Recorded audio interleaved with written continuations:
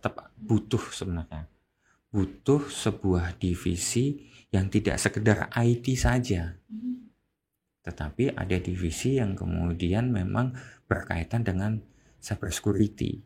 Tinggal nanti kan di lapangan ya, itu tinggal dilatih terus, bisa mungkin nantinya ada pendidikan formal media security, mungkin satunya.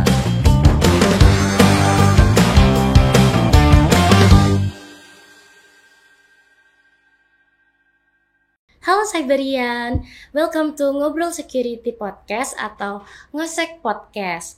Perkenalkan, nama saya Ella, dan kita kembali lagi di program Media Security, yaitu Ngosek Podcast di episode 2. Jadi Ngosek Podcast episode 2 ini kita akan berbincang-bincang dengan pakarnya langsung di bidang cyber security. Nah, kita akan membahas tentang bagaimana nih caranya merintis karir atau berkarir di bidang cyber security bersama expertnya itu tadi. Nah, tentunya saya nggak sendirian di sini, tapi saya ditemenin sama seseorang yang sangat luar biasa sekali dan pengalamannya sudah tidak diragukan lagi di bidang cyber security, yaitu Bapak Dedi Haryadi. Halo Pak Dedi. Halo Mbak Ella. Saya manggilnya Mbak atau Kak Ella nih? Apa aja boleh. Oke. Ya. Mungkin nanti dua-duanya. Mbak mungkin ya, lebih enak ya. Mbak Ella. Oke. Bagaimana Pak kabarnya hari ini? Hari ini luar biasa sih. Cerah juga. Cerah. Alhamdulillah. Alhamdulillah. Semoga Bapak selalu dalam keadaan sehat dan semangat ya Pak ya. Tetap semangat. Gimana nih Pak? Kita udah lama nggak ketemu. Oh ya. Iya, udah lama banget. Iya. Sekarang Pak Dedi kesibukannya apa nih? Kesibukannya sebenarnya sekarang kuliah sih. Kuliah lagi gitu kan. Gimana tuh Pak? Sekarang saya ngambil doktoral di ilmu komputer UGM. Kalau sebenarnya saat ini saya ada di Universitas Jenderal Ahmad Yani, Yogyakarta, atau biasa orang-orang nyebutnya Unjaya. Jadi saya ada di program studi teknologi informasi yang fokusnya memang di cyber security. Oke, sebelumnya saya mau bilang terima kasih karena Bapak sudah meluangkan waktu di sini dan kita nanti bakalan sharing-sharing terkait karir gimana nih karir di bidang cyber security pada saat ini gitu. Menarik.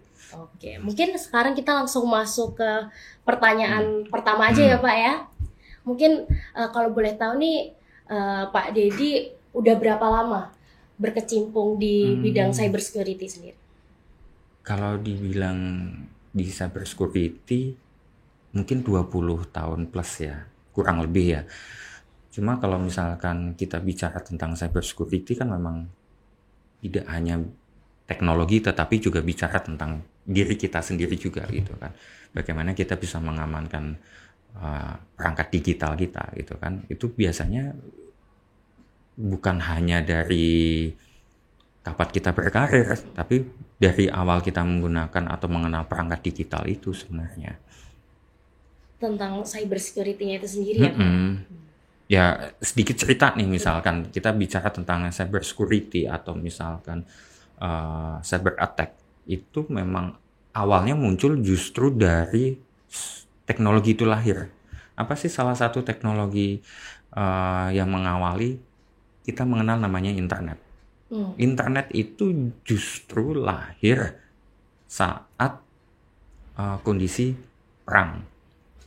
Jadi memang internet adalah media komunikasi untuk di medan peperangan, betul, untuk membantu. Jadi awalnya internet ini hanya untuk berkomunikasi antar stakeholder militer di Amerika awalnya. Kemudian tidak terjadi perang beneran nih, kemudian karena tidak ada perang, kemudian teknologi internet dilepas ke publik. Nah, tapi menurut saya itulah awal sebuah masalahnya sebenarnya. Kemudian bergulir sampai sekarang itu ada muncul sebuah masalah sebenarnya Mbak Ella. Jadi itu mungkin satu kesatuan ya Pak ya, dari awalnya internet terus sekarang jadi cyber security sendiri ini tuh runtutannya tuh banyak gitu. Jadi memang kalau misalkan kita lihat dengan meningkatnya pertumbuhan internet misalkan, kejahatan pun juga akan muncul di dalamnya. Jadi kejahatan itu karena tidak ada cyber attack gitu, kemudian ada cyber kriminal juga gitu. Itu akan selalu ngikutin juga. Jadi walaupun tidak harus sama ya, tapi misalkan ini ada di let's say sekarang pertumbuhan internet kita berapa sih? Katakanlah di angka 80 ya, nanti kejahatannya ada di bawahnya gitu. Akan ngikutin juga. Meningkat kalau misalkan internet meningkat, si ini juga akan juga kejahatannya ikut meningkat juga. Apalagi dengan adanya COVID ya Pak ya, itu kan semua jadi serba digital. Oke, itu juga salah satu memicu terkait penggunaan teknologi yang segitu masif gitu kan. Yang dulu mungkin kita jarang, kemudian rapat online misalkan, kemudian atau kita bekerja dimanapun, orang menanya work from anywhere ya. Jadi ini juga menimbulkan sebuah masalah sebenarnya. Itu cyber attack-nya cukup tinggi sebenarnya. Berarti cyber security ini tuh kompleks ya Pak sebenarnya? Sekarang semakin kompleks sebenarnya. Itu jadinya nggak mudah loh Mbak. Jadi nggak mudah dalam menyelesaikan itu. Jadi ya dunia ini berputar, kemudian teknologi juga berkembang terus. Disitulah kemudian tantangannya sebenarnya. Nah, karena tadi sangatlah nggak mudah juga dan sangat complicated. Nah, kenapa sih Pak Dedi ini tertarik gitu sama cyber security? Kenapa tertarik untuk memilih karir di bidang cyber security? Oke, sebenarnya itu mengalir sih Mbak. Sebenarnya mengalir. Ini sama seperti Siberian ya. Siberian itu sebenarnya mengalir. Kalau misalkan pernah ada yang menanyakan ke saya, motivasi apa sih kemudian menjadi seorang ahli forensik? Sederhana jawaban saya, ya kepo aja gitu. Kalau kita punya kepo, mohon maaf nih, misalkan punya mantan ya, kepoin mantan ini. Ya, dari semangat kepo itulah kemudian kita kemudian semakin rajin. Tapi diarahnya bukan arah negatif, justru diarahkan ke positif gitu kan. Begitulah dengan cyber security gitu kan. Awalnya ya ada beberapa hal yang kemudian menimpa saya secara pribadi. Sebenarnya kalau kita mengenal, saya curhat gitu kan, cerita dulu kalau misalkan kenapa saya suka dengan dunia cyber security. Awalnya saya pengen mengenal sebuah teknologi, atau zaman kecil saya itu selalu dipertontonkan dengan sebuah teknologi yang kelas tinggi. Kita ngobrol sama mobil, zaman dulu ngobrol sama mobil jarang, sekarang udah sering gitu kan. Kemudian kita bisa melakukan aktivitas mendengarkan percakapan orang. Istilahnya kalau zaman sekarang mungkin penyadapan. Itu juga bagian dari cyber security juga. Nah, bertahap. Kemudian akhirnya belajar juga. Ya, kebetulan kuliahnya memang di bidang teknologi. Jadi ya mengalir gitu kan, dapat juga ilmunya. Gitu Mbak ceritanya. Kalau saya pribadi, mungkin Siberian juga punya cerita yang menarik juga gitu kan. Oke Pak. Jadi tadi kan kita udah ngomongin tentang kenapa sih Bapak tertarik gitu. Ternyata ketertarikan ini tuh karena kepo duluan ya, berarti karena ingin tahu gitu. Betul. Mungkin ada masalah. Berarti ada suatu masalah. Kenapa? Masalah itu kira-kira apa tuh Pak? Apakah ada pengalaman? Jadi kepo itu kan muncul ketika ada masalah ya, ada sesuatu. Nah, kira-kira apakah ada yang pernah dialami Bapak gitu tentang cyber security? Jadi Bapak tuh makin kepo kita ada masalah, ataukah pernah ada kasus gitu mungkin? Lebih tepatnya rasa keinginan tahu. Ingin tahu aja sih sebenarnya. Di balik teknologi ini ada apa sih gitu kan. Masa muda pernah yang kemudian sedikit kalau orang mengatakan mungkin masa nakal gitu. Pernah. Apakah kemudian melanggar hukum? Pada saat itu belum ada undang-undang ITE. Jika pernah melakukan, paling sederhana, kalau kita di cyber security itu ada sebuah aktivitas namanya scanning gitu kan. Scanning ini saat bukan orang yang punya hak, maka itu sudah bisa dikatakan salah gitu kan. Itu pernah. Dan scanning pun sekarang juga banyak kok, teman-teman pasti melakukan, pasti itu. Cuma keangkanya ada yang memang dapat hak, dalam artian kalau misalkan ada penetration testing project gitu kan, misalkan video security ini biasanya kan ada project terkait dengan penetration testing. Nah, karena sudah diberikan kewenangan, oke, jadi bisa ngelakuin. Tapi kadang kalau ada yang iseng-iseng, nggak apa-apa. Scanning masih bisa dikatakan cukup low ya. Tapi kalau kemudian keseringan, ini juga harus menjadi waspada. Jadi sebenarnya karena ada sebuah aktivitas yang sifatnya negatif, maka kita harus imbangi ini dengan positif. Kalau scanning itu berarti seperti hacker gitu apa? Ya, peretas itu di awal akan melakukan sebuah pemindaian gitu kan. Pemindaian itu bisa menggunakan tools atau bisa melakukan istilahnya, karena sudah jam terbang cukup tinggi, hanya dengan melihat itu sudah bisa, oh ya ini ada potensi celah nih gitu kan. Itu memungkinkan. Bahkan diskusi beberapa waktu lalu dengan teman-teman juga, hanya dengan melihat sebuah situs web, ini ada potensinya nih gitu. Jadi beberapa teman-teman yang sudah jam terbangnya cukup tinggi, itu bisa merasakan. Dan itulah jagonya orang Indonesia. Mungkin si Brian juga punya keahlian yang sama juga, serupa. Kayaknya begini deh gitu kan. Terus mungkin Bapak kan udah menemui banyak kasus juga ya. Itu kira-kira ada kasus yang paling susah mungkin atau paling diingat gitu? Ya, tadi kalau misalkan pertanyaannya, dulu ada pernah kasus apa gitu kan. Kasusnya kalau itu sudah melibatkan banyak pihak.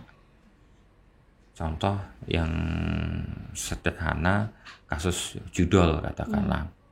Kita nggak mudah untuk bisa mendeteksi para pelaku judol. Kalau misalkan situs atau sistem tempat saya gitu ada situs judolnya gitu, kemudian saya melakukan analisis, itu nggak mudah. Tapi saya perlu koordinasi ataupun kerjasama dengan pihak lain untuk menganalisis bersama. Di banyak hal sebenarnya, kasus-kasus yang sebenarnya pernah saya hadapi, kemudian itu menjadi semangat saya, oh ini harus saya benahi juga gitu kan. Kemudian dari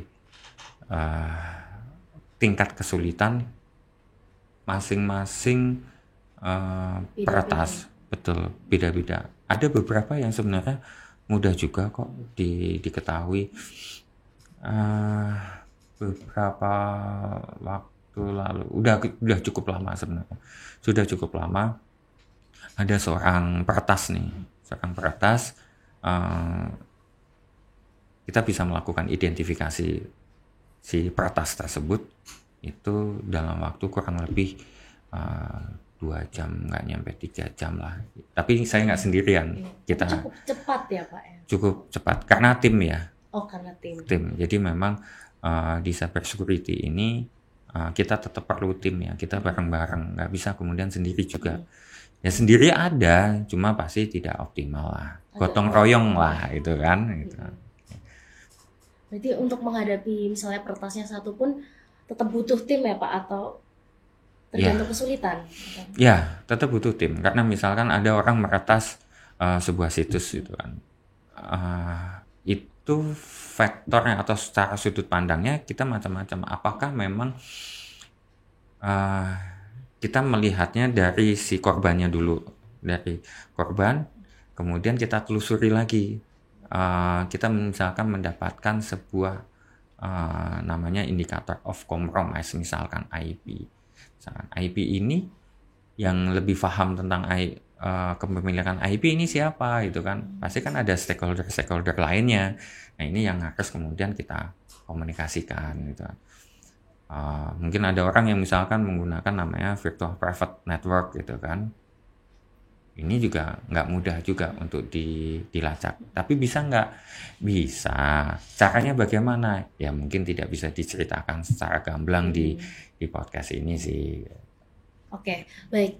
Jadi setelah Bapak tadi memaparkan cyber security itu kan sangat kompleks dan apalagi pada saat ini tuh benar-benar masanya tuh digital banget gitu.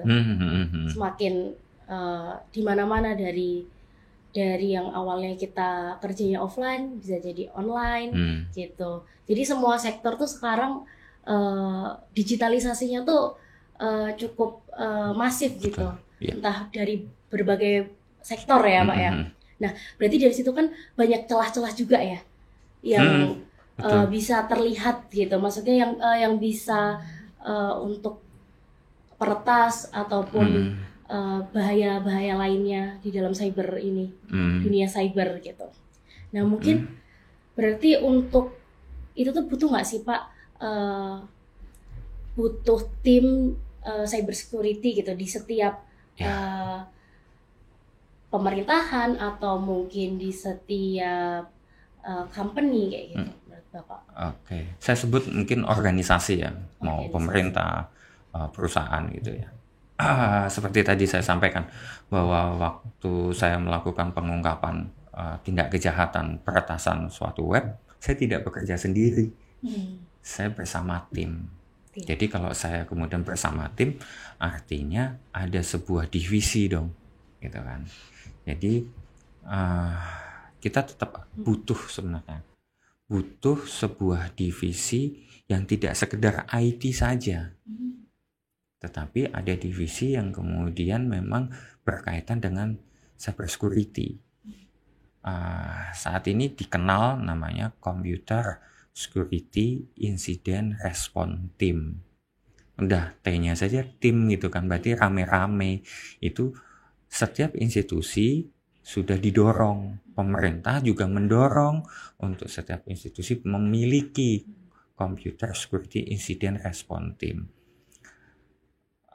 Tidak mudah memang mempunyai tim di dalam sebuah organisasi. Mohon maaf, misalkan UMKM. Apakah UMKM memerlukan? Perlu. Sekali lagi perlu. Ini kebetulan beberapa artikel yang kemudian saya baca, memang UMKM itu memerlukan Computer Security Incident Response Team, tetapi tidak dedicated mungkin ya. Kalau dedicated terlalu mahal. Mungkin kita bisa sifatnya seperti outsourcing. Nah, ini kalau misalkan ada UMKM yang butuh outsourcing di bidang cyber security, mungkin bisa kontak ke Widya Security kali ya. Karena perkembangan ke depan cyber attack ini semakin kompleks yang tadi Mbak Ella sampaikan gitu kan. Jadi kita tetap butuh tim. Minimal kalau misalkan tidak tim, ada person lah, ada orang yang paham, yang mampu betul terkait dengan cyber security. Ini bisa dilatih kok. Bisa dilatih ya? Bisa dilatih. Berarti kalau untuk tadi menarik ada tim ya Pak ya? Untuk timnya sendiri itu kan tadi Bapak bilang nggak semua itu beda-beda gitu. Job desk-nya berarti juga beda-beda. Itu kira-kira untuk timnya sendiri itu job desk-nya tuh apa aja Pak? Secara singkat aja. Oke. Tadi kalau misalkan organisasi yang memang belum punya divisi khusus tentang keamanan siber, personelnya yang kemudian kita tingkatkan kemampuannya. Jadi cara meningkatkan kemampuan kan macam-macam. Ada pendidikan informal maupun pendidikan formal. Jadi sekarang rata-rata nih pendidikan formal terkait dengan teknologi informasi. Jadi di Indonesia banyak, ada rekayasa perangkat lunak, misalkan prodinya, ada informatika, ada sistem informasi. Saya misalkan di teknologi informasi gitu kan, ada di teknik komputer. Ini masing-masing sudah dibekali. Masing-masing sudah dibekali terkait dengan keamanan siber. Jadi artinya kalau teman-teman di rumpun komputer, dia harusnya sudah punya kemampuan minimal basic. Tinggal nanti kan di lapangan ya, itu tinggal dilatih terus bisa. Mungkin nantinya ada pendidikan informal, video security mungkin salah satunya. Punya ini ya Pak ya. punya wadahnya gitu kan, punya medianya. Bagi teman-teman Siberian gitu bisa melakukan pelatihan gitu kan di video security untuk meningkatkan kemampuan terkait keamanan siber tadi. Oke, berarti bisa ditingkatkan ya Pak untuk kompetensinya gitu di bidang cyber gitu. Bisa banget. Jadi gini Mbak Ella, kalau misalkan tadi UMKM nih, kita cerita tentang UMKM, minimal kita bisa mengetahui tentang cyber security awareness. Jadi banyak teman-teman Siberian potensi-potensi serangan yang muncul di ranah digital ini, maka kita harus adanya kewaspadaan. Maka ada istilahnya pelatihan security awareness, atau mungkin paling sederhana ada namanya seminar atau webinar yang mudah lah gitu. Ikuti saja itu paling mudah. Mungkin nanti Mbak Ella mungkin akan mandu acara khusus yang cyber security awareness gitu ya. Ada. Berarti kalau misalnya webinar itu kan biasanya untuk umum ya Pak ya gitu. Nah berarti nggak hanya lulusan dari teknik informatika saja atau ilmu komputer saja yang bisa berkarir di cyber security ini Pak. Kalau hanya untuk pengenalan bisa, tapi siapapun kok sebenarnya. Jadi di cyber security bisa dipelajari oleh siapapun. Jadi tadi saya sampaikan ada pendidikan formalnya, ada juga pendidikan informalnya. Bahkan nantinya untuk melakukan sebuah sebenarnya lebih tepatnya menguji kompetensi itu ada lembaga khusus juga. Di Indonesia ada lembaga sertifikasi profesi. Jadi memang nanti ujungnya adalah sertifikasi. Jadi sertifikasi kompetensi. Untuk sertifikasi yang bersifat global juga banyak sebenarnya. Jadi itu pilihan dari Siberian kalau misalkan mau memilih mana nih yang bukan level nasional. Nasional juga ada. Nasional ini juga sifatnya ada beberapa yang sudah global, gitu. Ada beberapa juga yang global, benar-benar memang datangnya dari luar negeri, kemudian sudah dipakai di beberapa negara, ada sertifikasinya. Jadi ada pendidikan formal, ada pendidikan informal, kemudian ada sertifikasi. Pertanyaannya kadang gini, saya nggak mau belajar formal, saya nggak belajar informal, saya mau ngambil sertifikasi, bisa nggak? Jawaban saya tetap bisa, siapapun bisa. Jadi artinya kalau ingin belajar tentang cyber security, siapapun bisa. Minimal tadi Mbak, security awareness, kita harus paham potensi serangan siber yang ada di sektor kita. Misalkan tadi kita UMKM kita apa? Misalkan contoh e-commerce ya. Nah, sering banget e-commerce itu dapat dalam tanda kutip orderan palsu. Ini yang berbahaya saat orderan palsu adalah entah akun kita yang keambil, misalkan entah akun Instagram nih yang pernah di tangan nih beberapa teman-teman adalah akun Instagram ke take over, akun Telegram mungkin, akun WhatsApp mungkin gitu kan. Paling parah adalah akun si e-commerce-nya atau rekeningnya yang jadi permasalahan. Ini kita benar-benar harus waspada sih. Jadi berarti bagi Siberian yang mau bekerja di bidang cyber security itu bisa banget ya dari berbagai latar pendidikan yang sebelumnya gitu. Jadi harus mengikuti. Yang penting kalau mau jadi profesional cyber tuh harus sertifikasi berarti, ya. Ya, sertifikasi adalah salah satu pilihan. Tetapi ada juga yang tidak ngambil sertifikasi tapi tetap jago. Jadi itu pilihan. Jadi berarti pendidikan formal, pendidikan informal, kemudian sertifikasi itu adalah pilihan. Tapi satu buat saya. Apa tuh Pak? Tetap kita harus bergaul, berkumpul. Jadi kita harus gabung, misalkan ada di komunitas.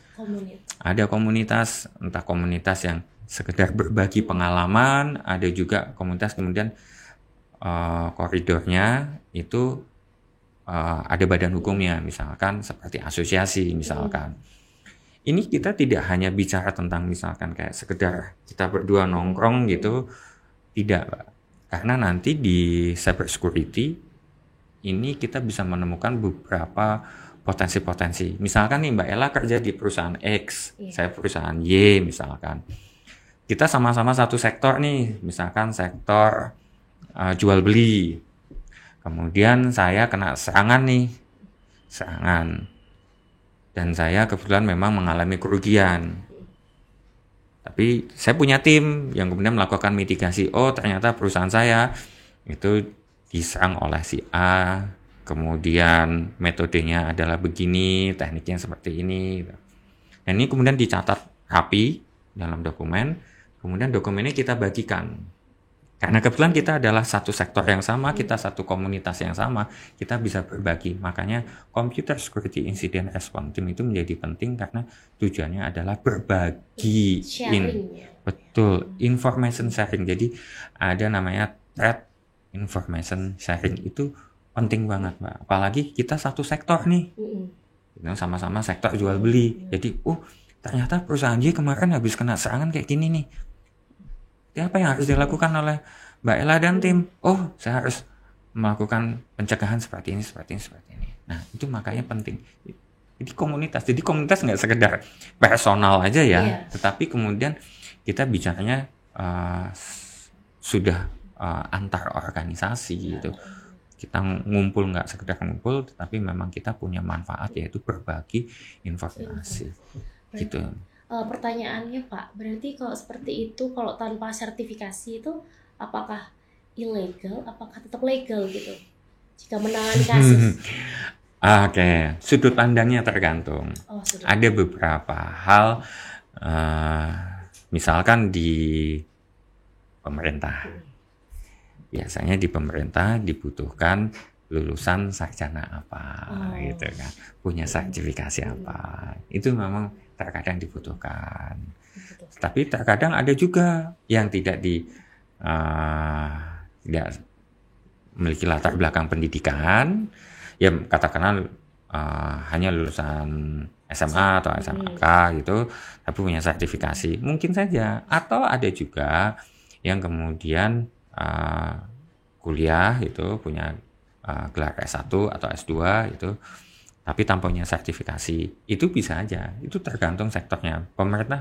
Kalau pemerintah rata-rata biasanya S1 sih. S1. Di perusahaan swasta ada yang harus S1, ada yang kemudian tidak, atau yang penting sertifikasi. Tapi ada juga yang kemudian sektor lain benar-benar yang dilihat adalah portofolio. Nah, Siberian ini penting nih. Jadi portofolio. Jadi jaga portofolio gitu kan. Kalau di forensik digital ini ada sebuah prinsip adalah poinnya jaga nama baik. Nah, jadi portofolionya harus bagus. Jadi portofolio inilah yang kemudian akan merekrut kita sebagai tim keamanan siber. Kalau portofolionya bagus, insya Allah yang rekrut peluangnya tinggi, yang rekrut juga happy juga gitu kan. Karena yang dibutuhkan nantinya adalah untuk menyelesaikan sebuah masalah, yaitu cyber attack yang semakin kompleks. Tapi ada catatan lagi sih Mbak, kalau di Indonesia ini kritisi aja sih. Ada beberapa memang yang selalu harus membutuhkan ya tadi pendidikan, sertifikasi dan sertifikasi. Ini nggak mudah. Ini mungkin PR buat teman-teman HR gitu kan, yang bagaimana memilih talent terbaiknya untuk organisasinya. Berarti ilegal atau legalnya itu tergantung dari perekrut ya Pak ya, dan instansinya. Apakah kalau pemerintah punya standarnya sendiri atau tiap perusahaan pasti memiliki standar rekrutnya masing-masing gitu. Tetapi berarti untuk portofolio atau pengalaman ini benar-benar perlu banget dimiliki sebagai seorang cyber security gitu ya Pak. Ya, jadi tidak bicaranya legal atau ilegalnya, tapi memang dari tadi tantangannya adalah bagaimana kita bisa mendapatkan talent terbaiknya. Nah, kita ini berkompetisi satu sama lain dalam tanda kutip, yang mohon maaf saya menyebutkan kata kompetisi. Kita berkompetisi satu sama lain untuk menjadi yang terbaik gitu kan. Tapi sekali lagi, menjadi terbaik tidak harus kemudian harus menjatuhkan kan. Iya, betul. Jangan sampai menjatuhkan satu sama lain. Jadi mending saling portonya diperbaiki aja. Perbaiki, kolaborasi. Nah, tadi kolaborasi kan komunitas tadi ya. Nah, iya. artinya suatu saat mungkin kita ketemu nih Mbak Ella di suatu tempat. Saat ini kita masih di podcast ya. Mungkin kita ketemu nanti ngobrolnya bukan masalah podcast, tapi misalkan project bagaimana menangani cyber attack di sebuah company gitu kan. Atau misalkan kita ada investigasi forensik gitu kan. Atau kita mau membangun tim cyber security misalkan. Bisa jadi kan? Bisa jadi. Bisa jadi. Jadi komunitas itu penting buat saya. Karena bisa saling sharing itu tadi. Betul. Kuncinya adalah sharing satu sama lain dan tanpa menjatuhkan. Betul, setuju.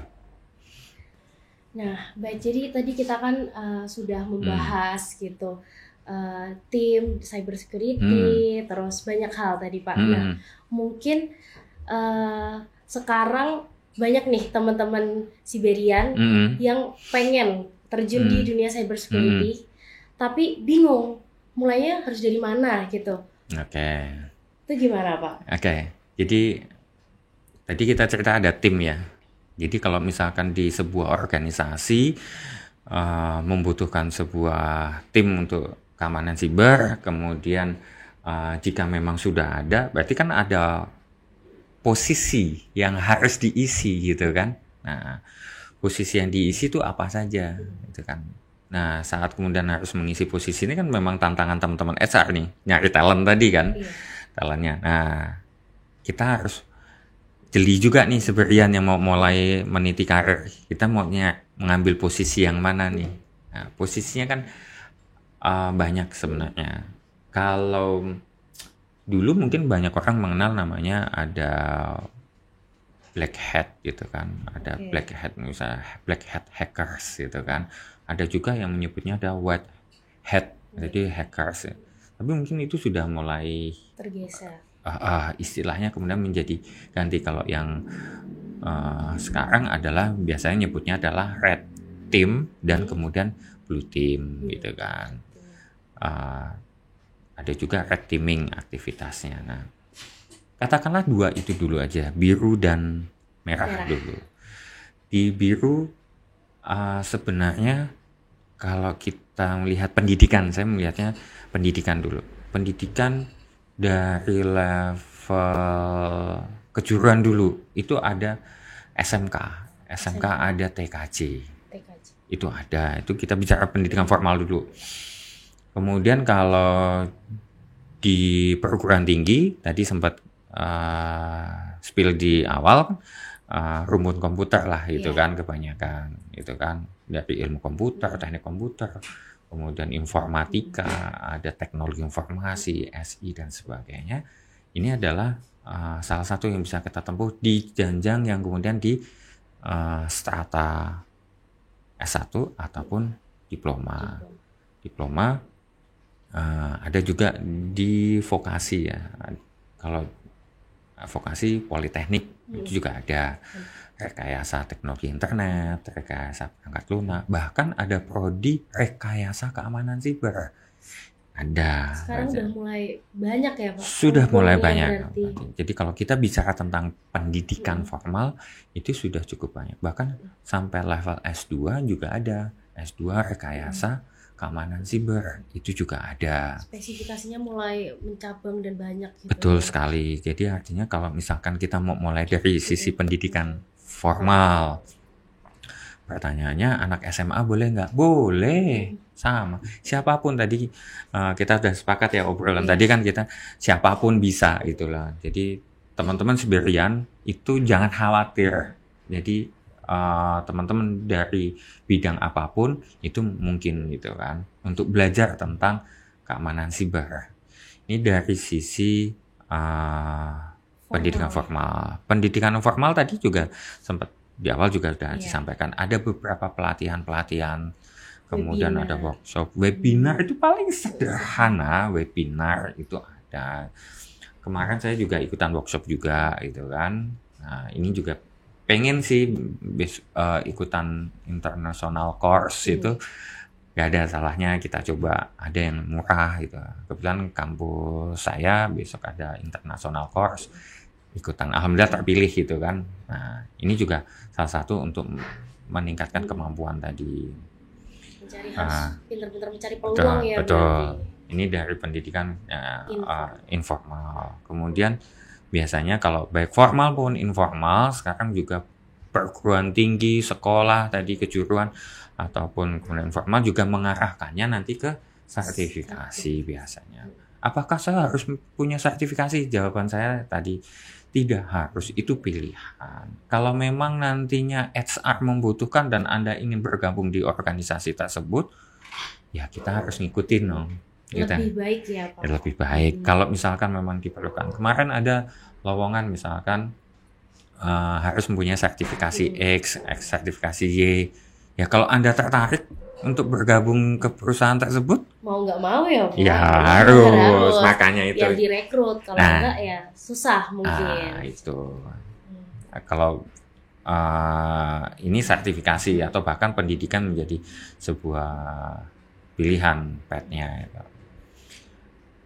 Kemudian kalau kita bicara tentang tim masing-masing tadi antara merah dan biru. Itu tadi sama sebenarnya, merah dan biru itu secara pendidikan baik formal maupun informal ada juga. Beberapa ada memang perguruan tinggi nih, memang fokus ada di red teamnya komposisinya lebih besar, blue teamnya komposisinya lebih sedikit, ataupun juga sebaliknya, atau seimbang banyak.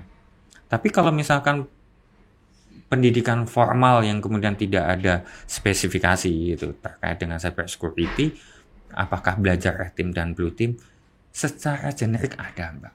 Secara generik ada teman-teman. Jadi teman-teman sekalian jangan khawatir, mau sekolah dimanapun nggak ada masalah.